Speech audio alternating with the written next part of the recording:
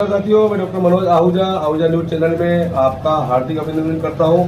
Ahuja news bulletin देखने से पहले हम आपको बता दें, हमारा न्यूज चैनल कोई प्रोफेशनल चैनल नहीं है। हमारे से जो लोग जुड़े हुए हैं, जो हमारे सब्सक्राइबर्स हैं, उनकी खबरों प्राथमिकता से दिखाना हमारा पहला उद्देश्य है। इसके साथ ही हम लीगल अपडेट दिखाते हैं। इसके अलावा मसूदा विधानसभा से जुड़ी हुई खबरें दिखाना भी हमारी प्राथमिकता में शामिल है। कहीं भी किसी के साथ अन्याय हो रहा हो, किसी के साथ अत्याचार हो रहा हो, वो यदि हमारे पास खबर भेजते हैं तो हम उस खबर क्षेत्र की सामाजिक व जीव प्राणियों के सेवार्थ संगठन भारत विकास परिषद शाखा केकेडी के द्वारा आज पर्यावरण प्रकल्प के अंतर्गत पक्षियों के लिए दाना हेतु चुग्गा पात्र बनवाए गए, जो केकेडी शहर में विभिन्न अधिकारी आवास, डॉक्टर्स आवास एवं धार्मिक स्थलों पर लगवाए गए। आज गुरुवार को परिषद द्वारा इस जीव प्राणी सेवा प्रकल्प का शुभारंभ उपखंड अधिकारी विकास जी पंचोली के कर कमलों द्वारा कोर्ट परिसर से किया गया। शाखा अध्यक्ष कैलाश चंद जैन ने बताया कि पर्यावरण सेवा प्रकल्प में परिषद द्वारा जल मंदिर, पानी खेली, परिहंडे आदि प्रकल्प के माध्यम से सेवा की जा रही है। इसी सेवा के अंतर्गत आज पक्षियों के लिए दाना चुग्गा के पात्र केकेडी में सभी उपयोगी स्थानों पर लगाए जाएंगे।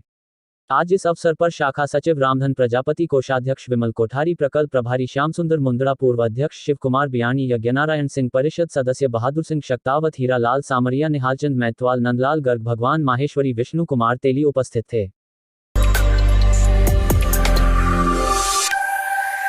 जिला विधिक सेवा प्राधिकरण झुंझुनू द्वारा राजस्थान राज्य विधिक सेवा प्राधिकरण जयपुर के निर्देशन में श्रमिकों के कल्याण एवं बाल श्रमिकों के पुनर्वास हेतु माह मई 2022 में विशेष अभियान चलाया जा रहा है। इस अभियान की कमान न्यायाधीश सचिव जिला विधिक सेवा प्राधिकरण झुंझुनू श्रीमती दीक्षा सूद संभालेंगी।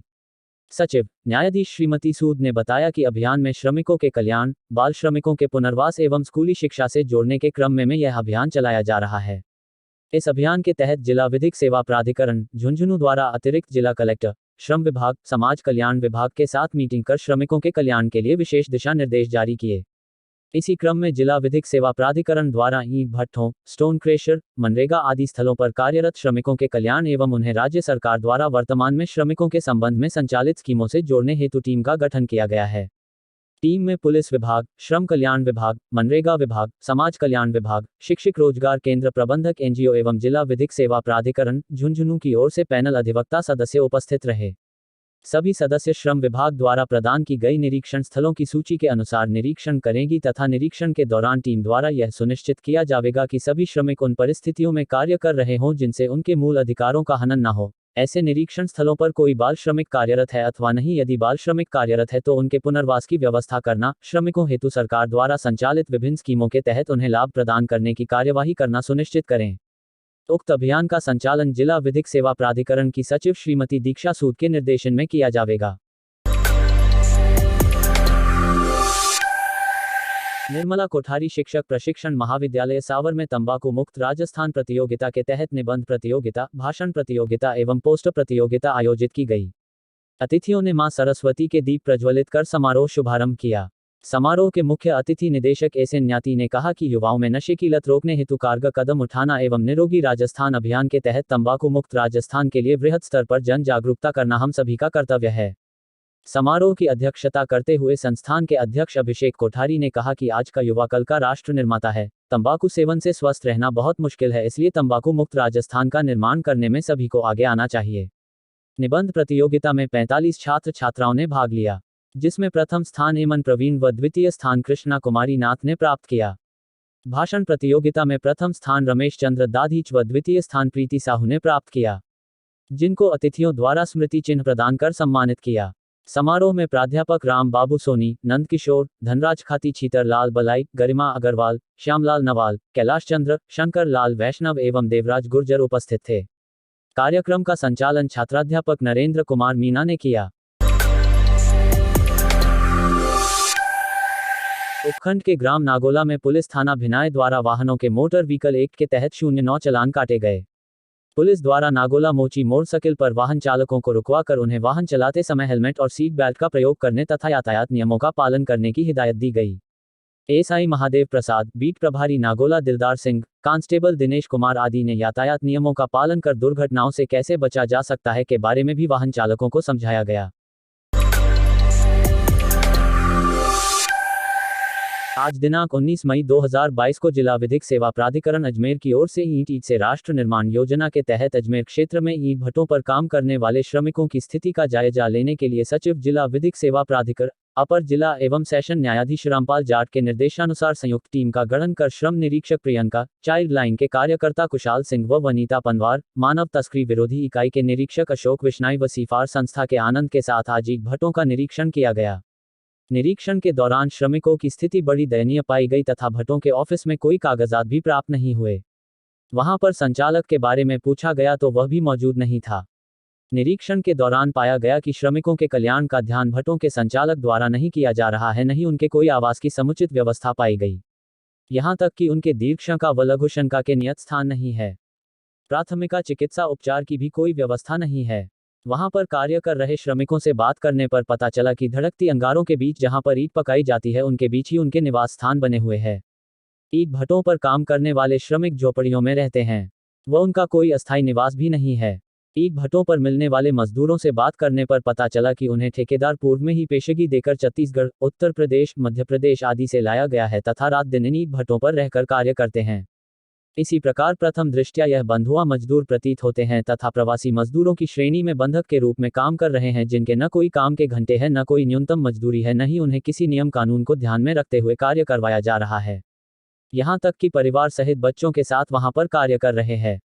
सरकार द्वारा न्यूनतम मजदूरी अधिनियम 1948, वेतन भुगतान अधिनियम 1936, साप्ताहिक अवकाश अधिनियम 1942, कामगार मुआवजा अधिनियम 1923, मातृत्व लाभ अधिनियम 1961 आदि बनाए गए, जिनकी पालना किसी भी ईंट भट्टे द्वारा नहीं की जा रही है। एक भट्टे पर 2 बाल श्रमिक सुलगती गर्मी में कार्य करते हुए पाए गए। बच्चों द्वारा बताया गया कि वे पिछले 7 माह से यहां कार्य कर रहे हैं, जिनको सुबह 6 से 11 व सायं 5 से 10 कुल 9 घंटे कार्य करवाया जाता है व इसकी एवज में ईंटें बनाने पर लगभग 5 से 6 हजार रुपये प्राप्त होते हैं। इन बच्चों को बाल श्रम से मुक्त करवाकर भट्टा संचालक के विरुद्ध मुकदमा दर्ज करने के निर्देश मानव तस्करी विरोधी इकाई के निरीक्षक को दिए गए। श्रम विभाग को निर्देश दिए गए कि उक्त भेटों के संचालक से संबंधित समस्त कागजात जिला विधिक सेवा प्राधिकरण पर उपलब्ध करवाए व इनके विरुद्ध समुचित कार्यवाही करें। इन ईंट भट्टों के संचालन से संबंधित कागजात प्राप्त होने पर जिला विधिक सेवा प्राधिकरण द्वारा जिला प्रशासन को समुचित कार्यवाही करने के निर्देश दिए गए। सचिव द्वारा बताया गया कि आगे भी इस तरह की कार्यवाही जारी रहेगी।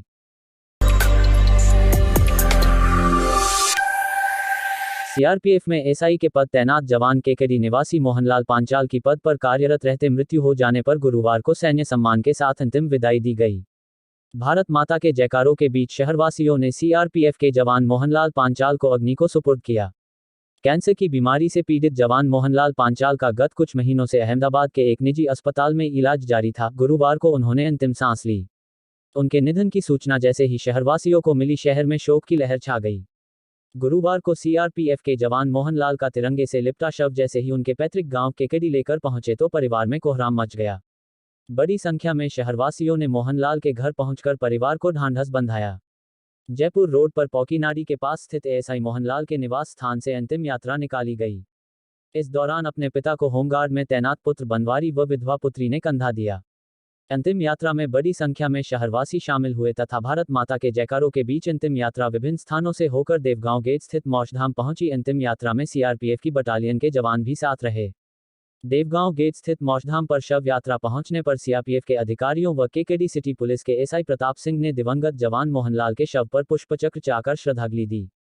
तत्पश्चात सीआरपीएफ के जवानों ने हवा में फायरिंग करते हुए गार्ड ऑफ ऑनर दिया तथा सैन्य सम्मान के बीच दिवंगत मोहनलाल के पुत्र बनवारी व पुत्री ने मुखाग्नि देकर अंतिम विदाई दी। इस दौरान बड़ी संख्या में शहरवासी मौजूद रहे।